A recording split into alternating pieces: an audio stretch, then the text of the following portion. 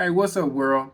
I want to hop on here. I seen people asking for part two, and I was like, I don't know what no part two is. Like, what are they talking about? So, thankfully, my friend has been educating me and encouraging me to let the world know, what happened to me and my son because it happens so often, but people don't, really, are really unaware of it.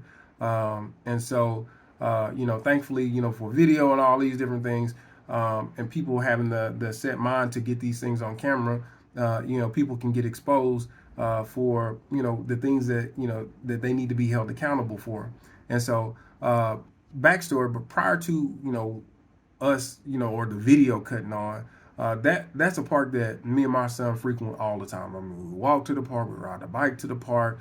Um, you know, uh, we just like that park is near us, and it has two different playgrounds, and it's parents and stuff and kids there that he knows that's his little friends, and we go there, and we go at all different times of the day. Sometimes we go in the morning, sometimes we go two times a day, sometimes we go at noon, sometimes we go in the afternoon. But we've never experienced that. We've been to that park, and we noticed that I want to say for the last couple weeks, schools are getting ready to allow, but they were bringing their classes to that park.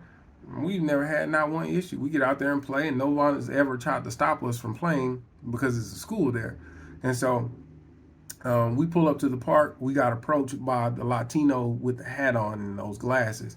And if you watch the video, pay attention to her body language because she really doesn't care, and she really like she's really like the instigator of it all.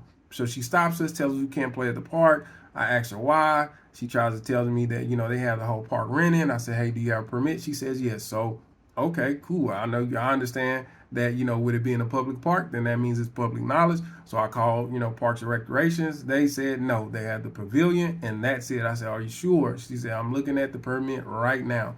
That's all they have. I said, okay, great. And the only reason, like, I would have just left and went to another park, but we're on a time crunch. And honestly, we shouldn't have to go to another park. But we're on a time crunch. We're getting ready to go out of town the very next day. And so I'm like, man, I want my son to be able to get out and play. I don't want him to, just be with me all day running errands. So we pull back up to the park. We just go in. We get approached by a white lady. She tells us, hey, you can't be here. You got to leave the park. We have the whole park rented. I said, no, you all don't. I actually called and I spoke with the city. Y'all have the pavilions rented, and that's it. She said, okay, well, we're going to bring you the permit. I said, cool. You bring whatever you need to, but we've already called the city. Then the Latino with the hat comes up again. She, a lot more aggressive, tells us that we need to leave, and we need to get out of the park, and we don't, we can't be there. I said, man, I understand, that's the way you feel, but if you call the city, they educate you differently. So she leaves. That's when they send the black lady over, and the black lady comes up, and she's trying to, plead her case on why we need to not be there, and that they have a permit. And another lady's bringing the permit. She'll be out of the bathroom in a minute. And I'm assuming the lady that was coming out of the bathroom ended up being the lady with the glasses, the lady that went super Saiyan Karen on us. And so she comes up and like she's on like I guess she's the enforcer of the bunch. If I had to label, she was the enforcer of the bunch because she came and she just knew that we were going to listen to her and we're going to leave and she's just going to put her foot down. I'm like, no, me and my son are going to play. And so my son, he had ran off on the playground, but he comes back up because I guess he can, sense what's going on. He started grabbing my leg. And so they're surrounding me, they're pressing me. I'm like, hey, y'all do what y'all need to do. And they're like, well, we gonna call the cops. And they're like, oh, it was already a cop here. He should be, back any minute. But I said, okay, well, I see what's going on here. Like it's like y'all really want to, instead of calling the city, y'all really want to take this to a new place.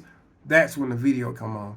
And if you pay attention at the very beginning of the video, and it's funny because I talked to I guess this whoever on the superintendent of Midlothian ISD later, and I tried to explain to her what happened, and like the things that I perceived as racism, because it really was, and if you notice in the beginning of the video, it's the lady with the glasses that end up screaming, hey, officer, oh, he's over here. She was sitting right next to us. When she thought she had us, she was sitting right next to her. Like when she thought I was gonna obey and be a good boy, and me and my son was gonna leave, she was sitting right next to us. She thought when she thought she had the power, but the moment that I turned that video on to like so it could be captured, she hopped up and she got on the phone, and I went from the guy that she felt comfortable enough to sit by to I'm being aggressive, I'm dangerous, I'm this African American male that's at the park, and they tell the kids to run. They tell the kids to run, right? The Latino ladies go, hey, get out of here, run, get away, get away. He's being aggressive.